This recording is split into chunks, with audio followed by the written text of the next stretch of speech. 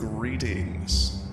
I see you've returned for more tales of daily horror. In today's story, we find a group of people in a rather unlucky situation. Here is Rocking the Boat as part of 365 horror shorts.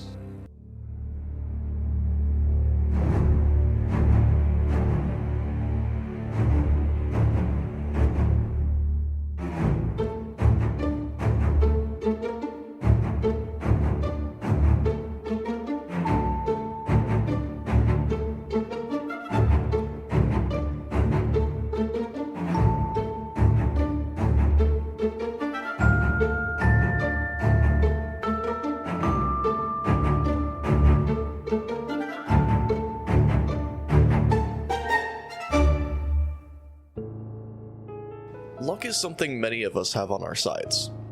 Others, not so much. For every person that finds $5 on the ground, there's another whose car gets stolen. But as we will learn today, some bad luck is rarer than winning the lottery. My parents had been looking forward to the fishing trip for months. They had recently discovered there was a creek not far from where we lived.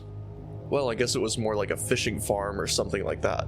We could pay to fish there for a few hours, and any fish we caught we could take home with us. Now, when I imagined a creek, I imagined a stream with land on either side of it. Something you'd find in the middle of the woods. This body of water was much larger. Large enough that a boat could fit on it. In fact, as we approached, there was a boat in the middle of the water. But as we got closer, I saw the water wasn't very deep. But the closer we got to the boat, the weirder things got. Why was the boat not moving? And why were there people surrounding it on either side of the creek? At first I thought maybe the boat was stuck, but it didn't seem like there was any effort to move the boat at all. "What's going on here?" my dad muttered. We approached the crowd of people and he repeated his question with a bit more concern. "We're here to appease the fish god Yorkshire," replied a man in a yellow shirt and a gray baseball cap. "What?" my dad asked, dumbfounded. "How does that explain anything?"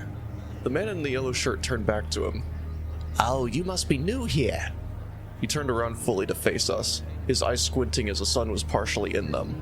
"A few days ago, the family on this boat was marooned. I know you'd think they could just pull into the shore like normal, but the fish weren't having it. Every time they tried pulling the boat closer to land, the fish somehow shifted the current or something and pushed it back. One of them tried to get out, to swim to shore, but they never made it. Well, never made it alive, that is." My parents and I thought this guy was crazy. I mean, how are we supposed to believe that some random fish wouldn't let people leave their boats?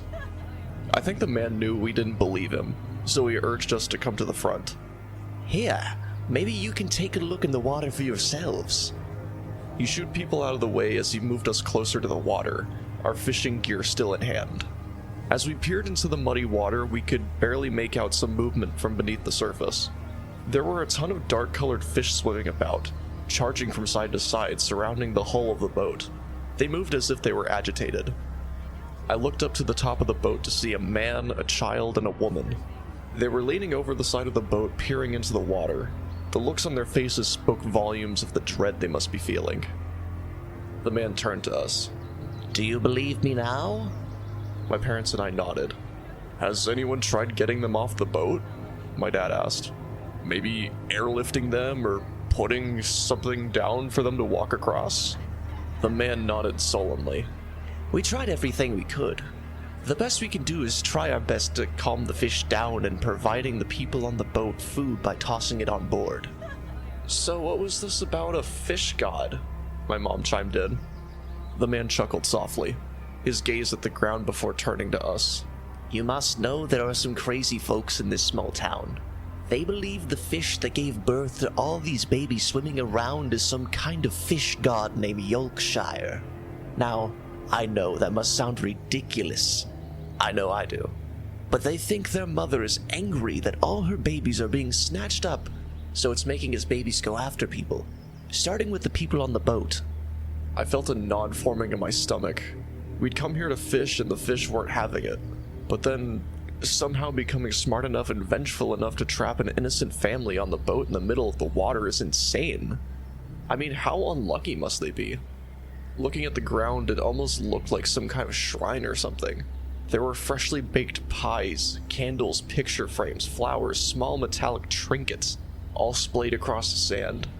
So many people had come out in hopes that this comes to an end, but I was confused about the pies. Do fish even like pies? Suddenly, a loud wood cracking sound rang through the air. We all looked in the direction it came from and saw a large creature swimming through the water, heading straight for the boat. The monster was massive, barely able to cover itself in the water as it swam. It got closer to the boat and roared its ugly head over the water. It opened its mouth and swallowed the boat whole, including the people on board.